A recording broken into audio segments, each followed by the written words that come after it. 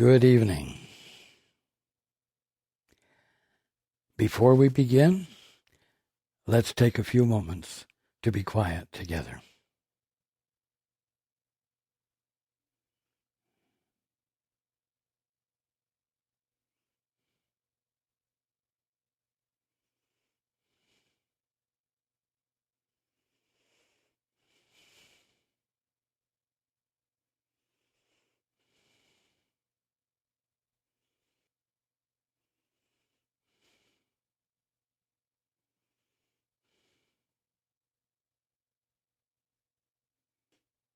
Good evening, and welcome to everyone who's joining us on the internet.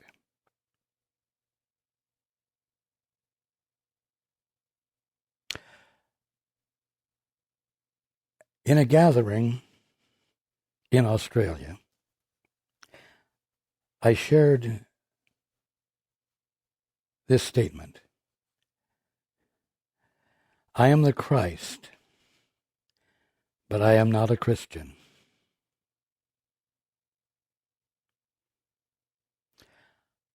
I am the Christ, and I am your brother. I am not a Catholic. I'm not a Muslim. I'm not a Buddhist. I am your brother. And no matter what church you go to, no matter what religion you embrace,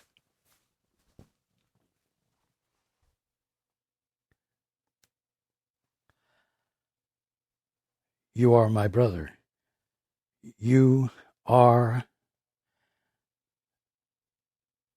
the direct expression of the source of being, whether it's called Allah or God, no matter what the name. The first cause, that before which nothing was or is. You are not responsible for your being. The divine source is. And as the direct expression of that divine source, you are the Christ. You are my brother. And I am yours. This brotherhood is undivided. The color of one's skin, the religious faith one embraces, makes no difference. It changes not what you are. Because that which is embracing God in whatever form it's done is what I'm related to. And it is what every one of you is related to each other. And this brotherhood is one. This brotherhood is unified. The multiplicity of individualities does not constitute special differentness.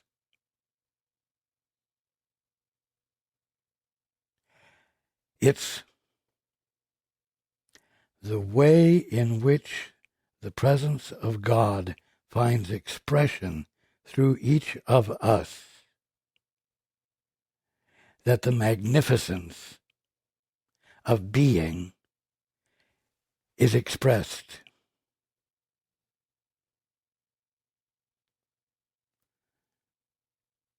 Now, this is the truth. It is what I'm here to share, to illuminate.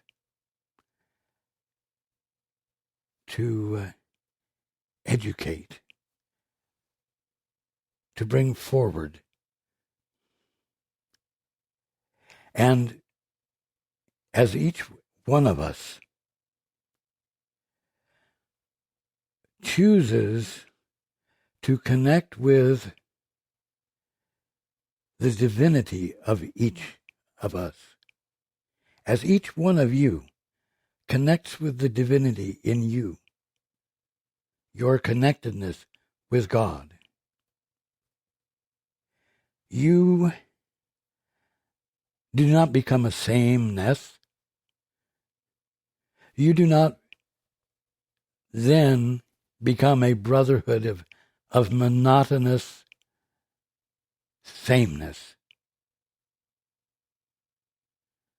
Because the wholeness of God finds expression through individuality, which is indivisible.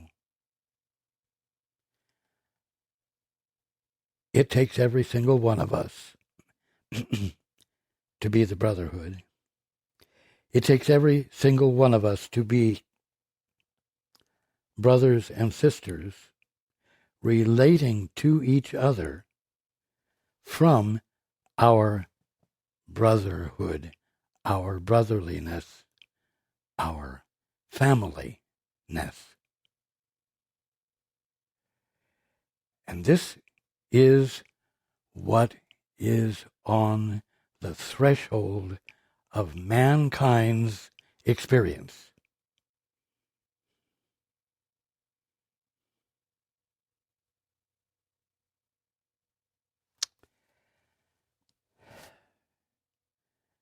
Now, at the present time, it would seem that the brotherhood, that mankind, as it were, as a whole, is greatly conflicted. Brotherhood, unity, is not being experienced, and the opposite is being promoted. Separation, nationalism, division, walls, us and them, acceptable and unacceptable, allies, enemies. And the suggestion is that to overcome the dissonance, further disintegration must occur. Further disintegration, the undoing of harmonious alliance, must be brought to the fore.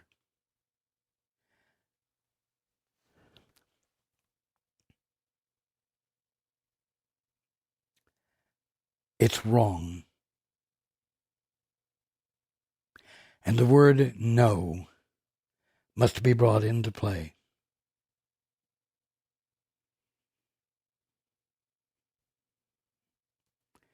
Now, it's important for me to be very clear. When you listen for the voice for truth, when you set aside your educated and conditioned thinking, and you become silent so that you can reach for the divinity of yourself, the Holy Spirit in you. When you do this, you will not become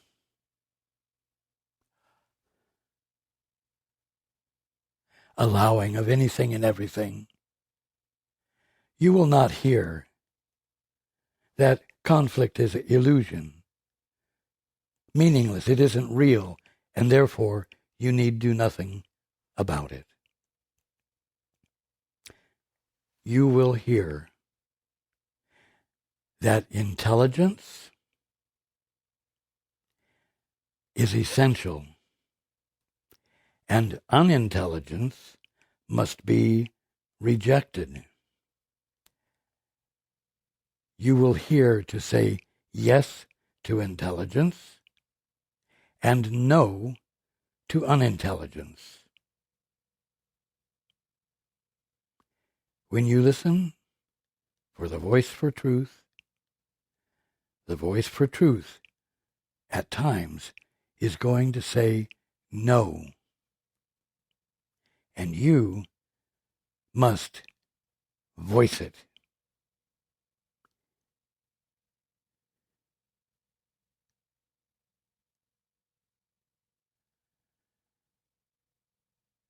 If you live in the United States, or most of the civilized world, and you look at Russia or Korea or any other country antagonistic to democracy, you will have no problem saying that the leaders of those countries must be stopped in their attempt to undo this democracy. If you live in Russia or North Korea or in the United States, even, you will find those who say that democracy is not something that should be said yes to.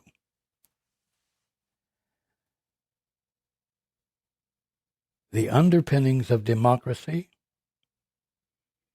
which really means the harmony of the infinite oneness of the brotherhood,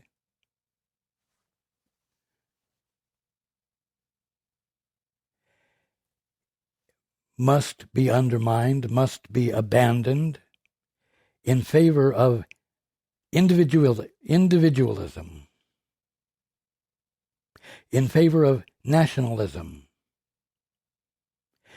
in favor of me first.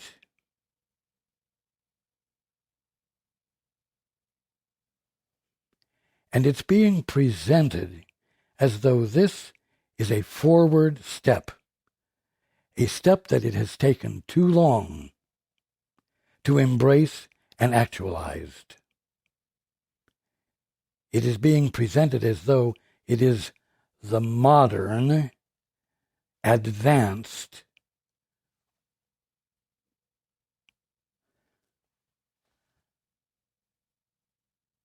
way of conceiving existence.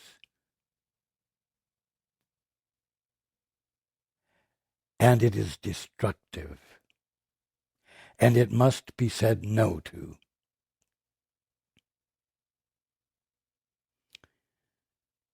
Those who value intelligence, integrity, honesty, must say no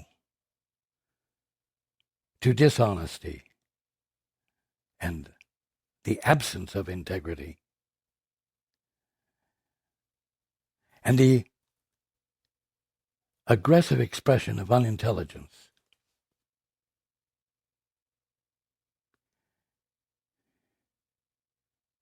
This is very important.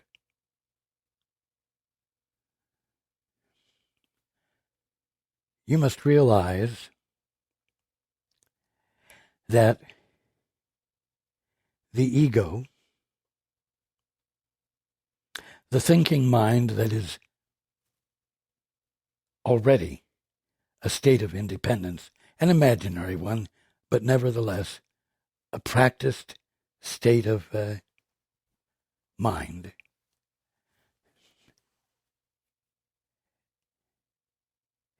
is intent upon saying no to unity, intelligence, harmony, and brotherhood.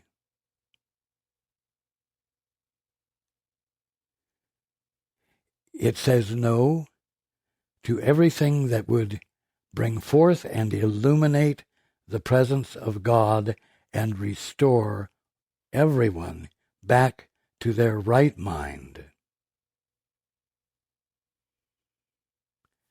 The ego is a denial of the divinity, the holiness, the Christhood of every single individuality. Its job is to say no to God and yes to arrogant, independent, self-satisfied, self-seeking,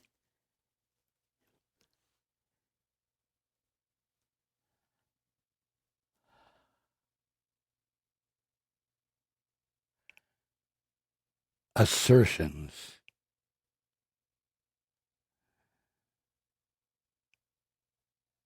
Made for the purpose of being in control.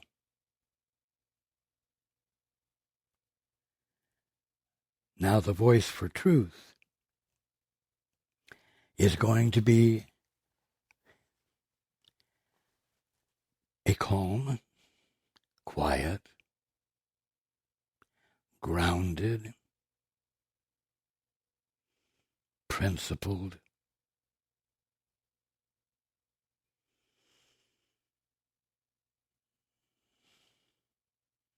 unchallengeable no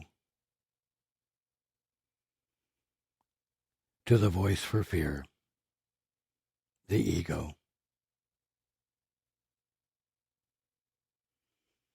And it won't do it with aggression. It will do it by saying yes to God, by giving the attention to that which everything is the effect of, the manifestation of, the expression of.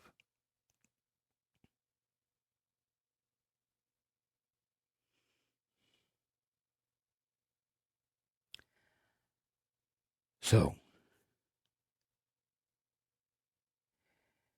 it's very important.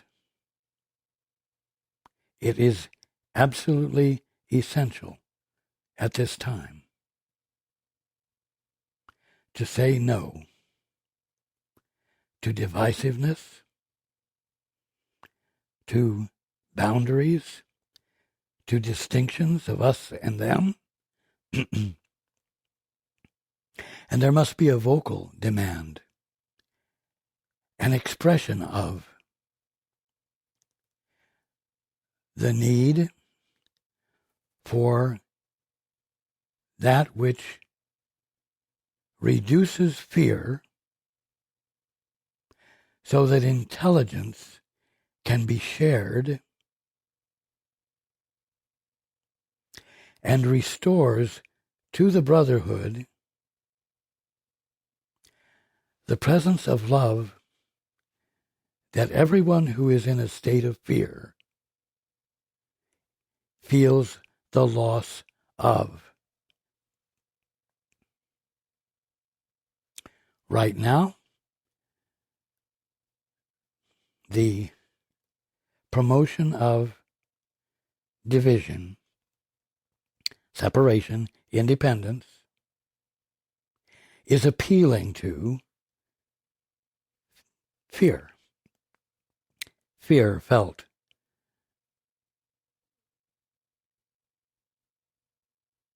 Because of lack of one sort or another.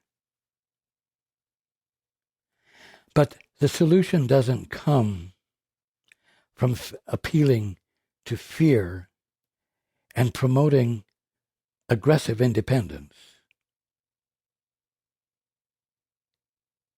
It comes by replacing the fear with a communion of love shared with those experiencing the lack that's causing the fear, and inspiring them out of their fear. There is no education occurring at the moment. There is no promotion, at least not with the depth and breadth that's called for, of that which inspires and illuminates cause for hope. But that's what's needed. The leaders of democratic societies need to be tending to and addressing the felt need for love that's causing those feeling its absence to be tempted by the bravado and the encouragement to feel the dissatisfaction and correct the problem with force. In other words, conflict with each other, conflict between the suffering ones and the abundant ones, as it's perceived.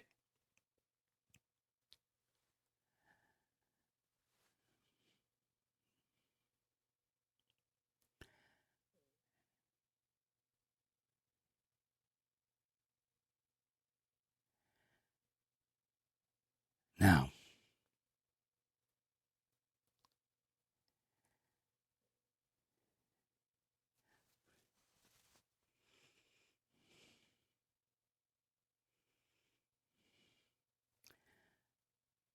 I can't put it any more succinctly than that.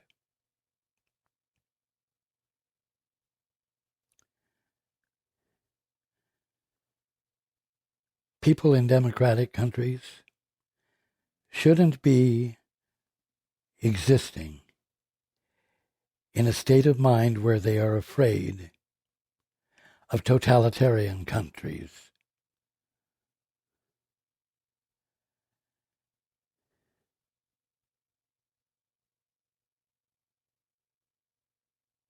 And those in totalitarian countries need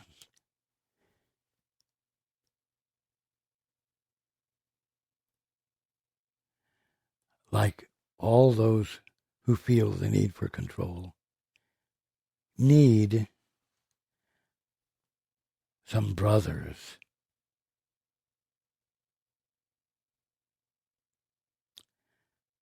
You see, not Christians or Mohammedans or Buddhists or Catholics or whites or blacks or yellows or reds,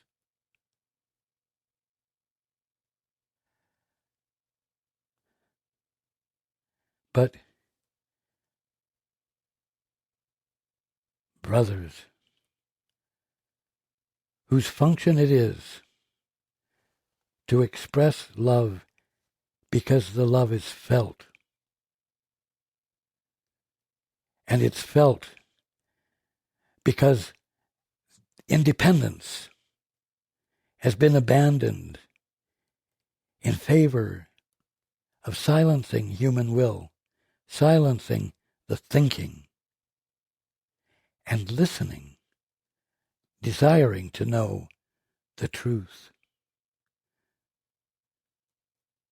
so that all fear leaves the one seeking the truth, and he or she can see clearly the divinity of his brother or her brother and sister, and as a result can behave in a way that allows for the brother or sister in fear to feel safe enough to abandon the fear.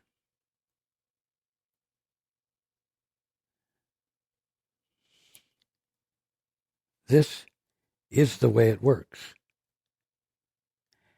This is the crux, which I've described as a threshold that we're moving over.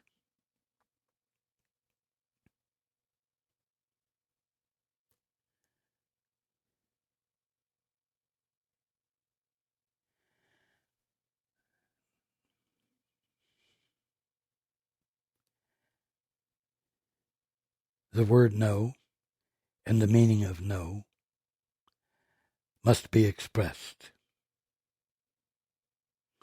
The unwillingness to embrace and validate what is unchristlike in your brother or sister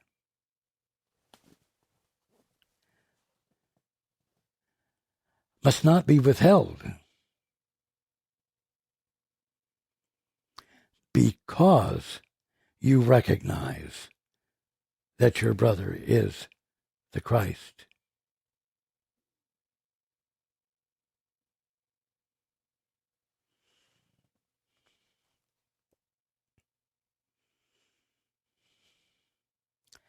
You know,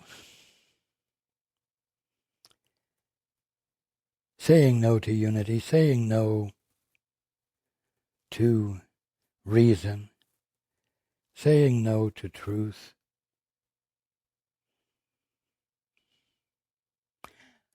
cannot accomplish healing, cannot accomplish resolution, cannot restore harmony,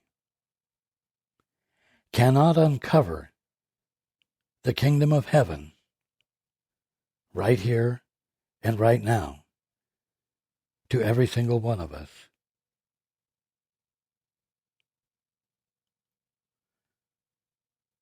Don't tolerate it. Don't say, well, there's nothing I can do. Yes, there is. You can say no.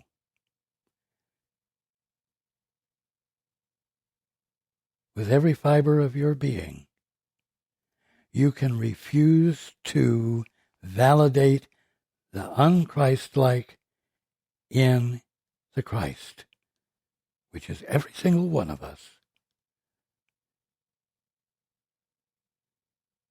And the unchristlike behavior must be stopped.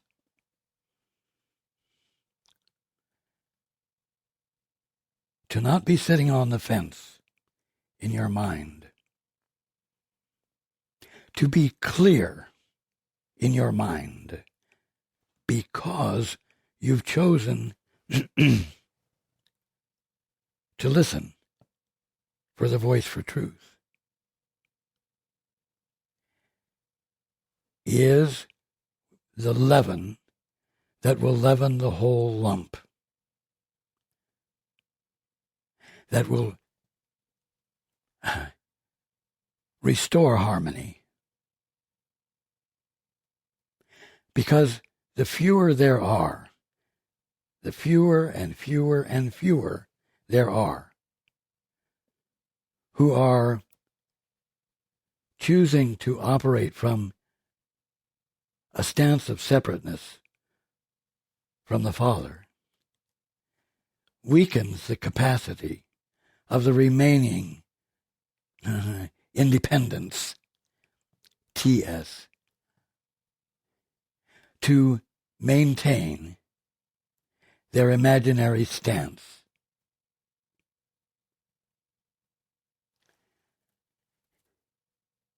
But you know what? It's not enough to just be conscious of it. It must be expressed.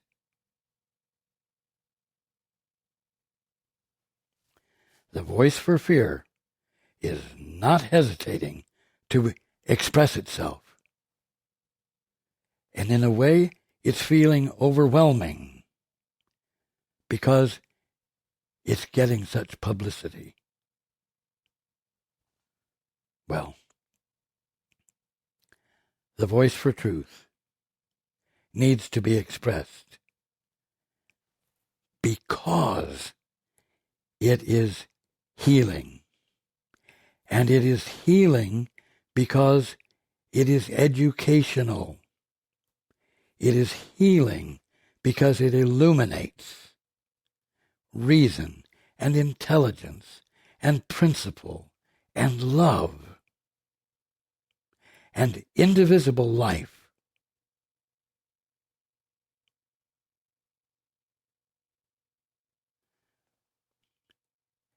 Now, the world is calling for this right now. Awakening, something that all spiritual seekers happily embrace the seeking of, is called for. That which everyone is wanting to embrace and actualize, we'll say, is the thing that is called for right now. In rather desperate ways on your globe.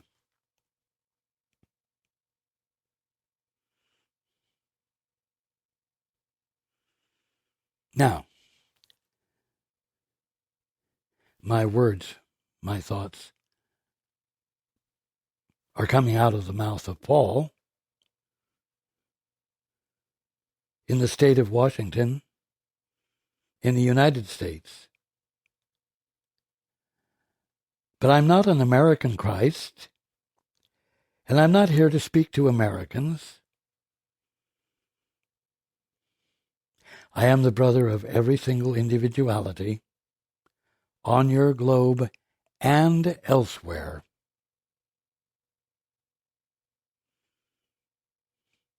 I am your brother. You are my brothers and sisters. Because we have the same Father, and our Christhood is derived from Him.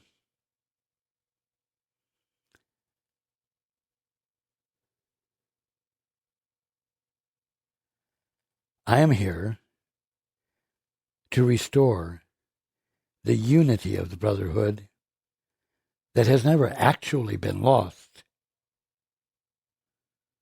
but the experience of it and, we'll say, the memory of it seems unavailable because there is so much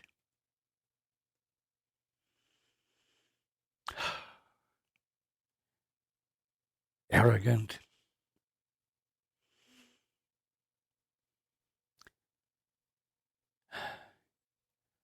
self-serving, manipulative, controlling behavior being practiced with great commitment for no good reasons.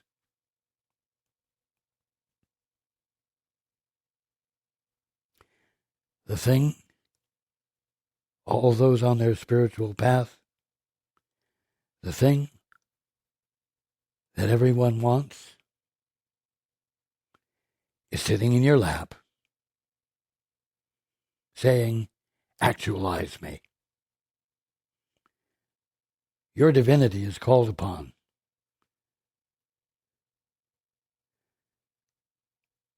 And instead of seeking it, it's time to let it in and out.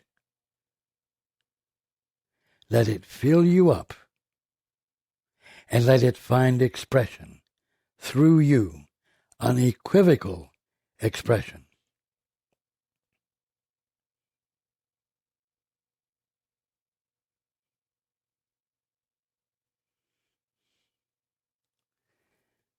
The saying is that the thing I so greatly feared has come upon me.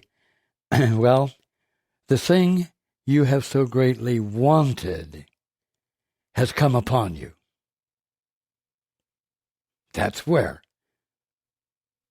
everyone is at. The thing you so greatly wanted has come upon you.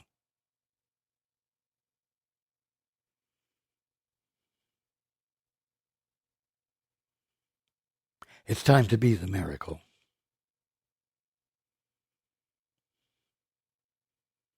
It's time to be the sudden shift of perception that shifted because you let God in and abandoned the great commitment you have had to your own personal, private capacity to think and come to conclusions,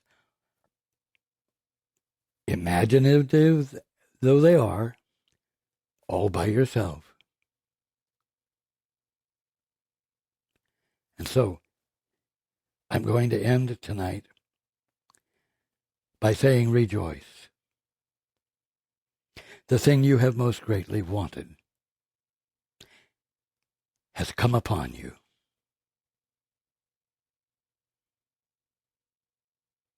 I love you all, and I look forward to being with you next time.